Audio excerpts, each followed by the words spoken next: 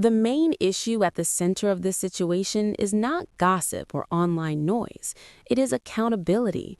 What viewers are reacting to is not a single moment, but a pattern that has been quietly building over time. A pattern that became impossible to ignore once certain footage was removed, certain questions were avoided, and certain explanations stopped lining up with reality. When pieces of a story disappear, attention naturally shifts to what is being hidden rather than what is being shown. At the heart of the controversy is a real estate narrative that has been presented as success, ambition, and vision. On the surface, it looks impressive. High-end homes, big price tags, confident claims. But once viewers begin asking basic questions, the cracks start to show. Homes that were meant to sell did not sell. Properties meant to rent did not rent. Instead of profit, there were delays, changes in the story, and sudden adjustments that felt more reactive than planned.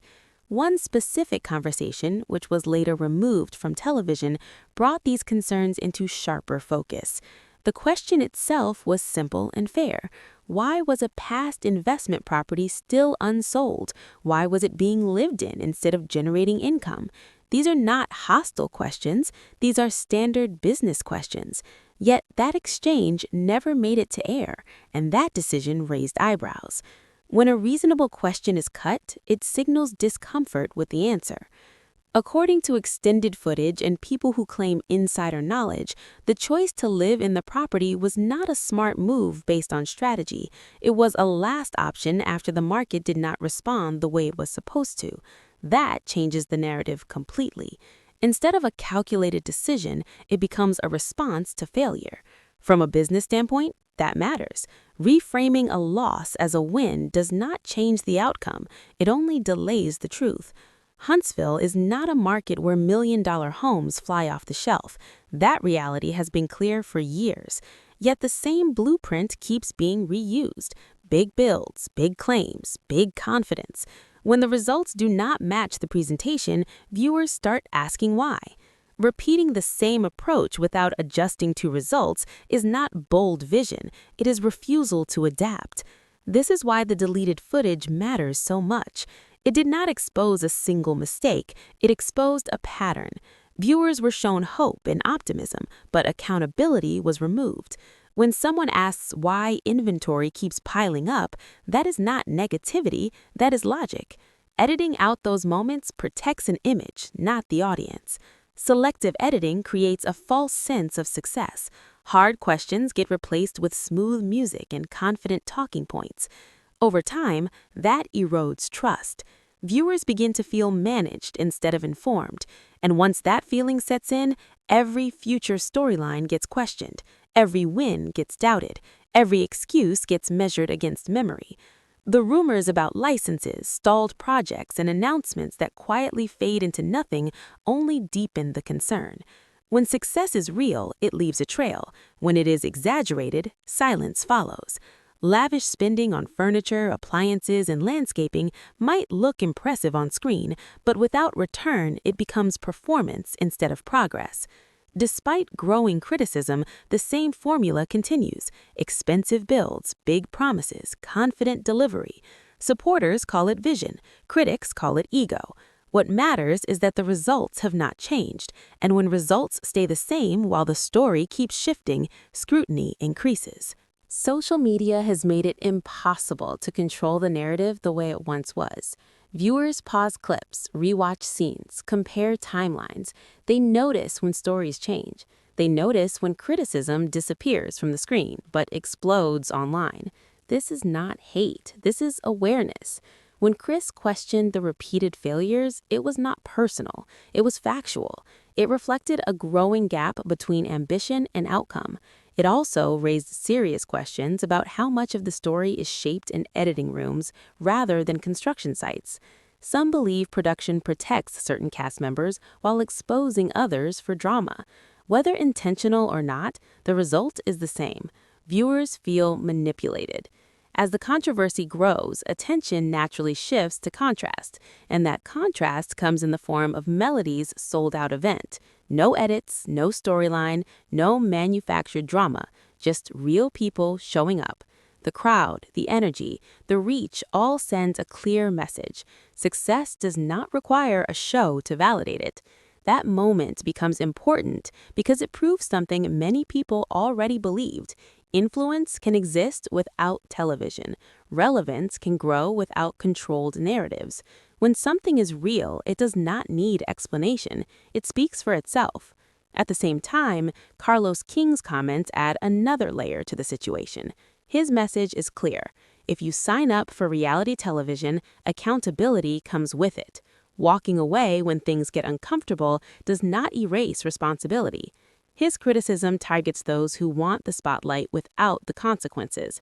However, his stance also opens a larger discussion. Where is the line between accountability and exploitation, between fair storytelling and manipulation, between editing for clarity and editing to protect? These are questions that reality television continues to avoid, even as audiences grow more aware. All of these threads connect: questionable business moves, selective editing, independent success outside the show, public call-outs about quitting and accountability. Together, they form a picture that feels less like coincidence and more like control. The real issue is trust. Once trust is broken, every move is questioned. When viewers believe they're being guided away from the truth, curiosity turns into investigation. Silence becomes louder than footage. What is hidden becomes more important than what is shown. Patterns do not lie, they repeat. Expensive homes remain unsold, projects stall, announcements fade, and the story keeps resetting without resolution. That repetition creates fatigue, not admiration. The audience is no longer passive. They remember, they compare, they connect dots. And when reality television underestimates that intelligence, backlash follows. Not because people hate the cast, but because they hate being misled. So the questions remain. Are these repeated high-end builds bold vision or stubborn ego? Was cutting that footage necessary, or was it about control? Does Melody's success prove that television is optional, or is it simply a rare moment of clarity in a heavily edited world? There are no easy answers. Reality television, business, and public image collide in messy ways. The truth is rarely delivered cleanly. It lives between scenes, between edits, and between explanations. Understanding what is really happening requires looking past the clips and sound bites. It requires patience, memory, and critical thinking. It requires asking who benefits from the story being told and who benefits from the parts left out. At the end of the day, success without substance fades, confidence without results cracks, and image management without transparency always leaves traces behind. The audience sees it, the audience remembers it, and eventually the audience demands more than a polished version of reality. What happens next depends on choices: reflection or repetition, honesty or control, growth or denial. Because when perception replaces truth for too long, the truth eventually forces its way back into the conversation, and that is where things stand now. What makes this situation even more complicated is how long these patterns have been visible. This is not something that started this season or with one argument. Viewers have been watching similar storylines repeat for years. Big ideas are announced with confidence, expectations are set high. But when the results do not match the promises, the explanation changes instead of the approach. Over time, that becomes noticeable. In business, especially real estate, results matter more than presentation. You can talk about vision all day, but properties either sell or they do not. They either generate income or they sit. When homes remain empty and timelines keep extending, the market is speaking. Ignoring that message does not make it disappear. It only delays the moment when reality catches up. This is why so many viewers reacted strongly to the missing footage. It felt like a turning point, a moment where the story could have shifted toward honesty and self-reflection. Instead, it was removed. That choice sent a signal, not just about one conversation, but about how much of the story audiences are actually allowed to see. Reality television is built on the idea of authenticity. Viewers accept drama because they believe it is rooted in real situations. But when authenticity starts to feel selective, trust weakens. Editing should clarify events, not erase accountability. When difficult questions vanish, viewers begin to wonder what else they are not being shown. Meanwhile, online spaces have become places where those missing pieces resurface. Former clips are shared, old interviews are revisited, timelines are compared. What once required inside access now happens in comment sections in forums. This shift has changed the power balance. The audience is no longer dependent on the show to tell the full story. That shift is exactly why the response this season feels different. In the past, storylines might have ended with a reunion episode and moved on.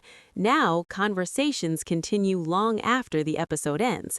Viewers are not just reacting emotionally, they are analyzing patterns, and patterns are hard to argue with.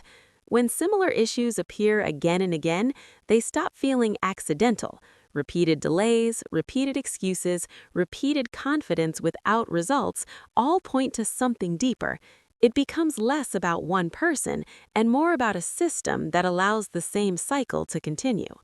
At the same time, Melody's situation highlights a completely different approach. Her success did not rely on controlling a narrative. It relied on showing up, connecting directly with people, and delivering something real. The sold-out event was not edited, it was experienced in real time. That matters. For many viewers, that moment felt validating. It confirmed that influence does not require permission from television. It does not require a storyline or approval from producers. It comes from consistency and authenticity. And that contrast made the behind-the-scenes drama look even more artificial. Carlos King's comments fit into this tension. His message about accountability is clear, but it also raises uncomfortable questions. If accountability is required from cast members, should it not also apply to production decisions? If quitting is criticized, what about editing choices that protect some while exposing others? Reality television thrives on conflict, but there is a difference between showing reality and shaping it. When viewers sense that certain narratives are being protected, fairness becomes a concern, and fairness is directly tied to trust. The longer these questions remain unanswered, the louder speculation becomes. Silence does not calm audiences anymore. It fuels curiosity, and curiosity turns into investigation. When answers are not provided, viewers fill in the gaps themselves. This is where the situation becomes risky. Once audiences believe they are being misled, every future storyline carries doubt. Even genuine moments are questioned. Even real success is scrutinized. That is the cost of image management over transparency. The irony is that honesty often creates stronger loyalty than perfection. Viewers can accept mistakes. They can accept failure. What they struggle with is being told something is working when evidence suggests otherwise. That disconnect creates frustration. At its core, this entire situation reflects a larger shift in how audiences engage with reality television.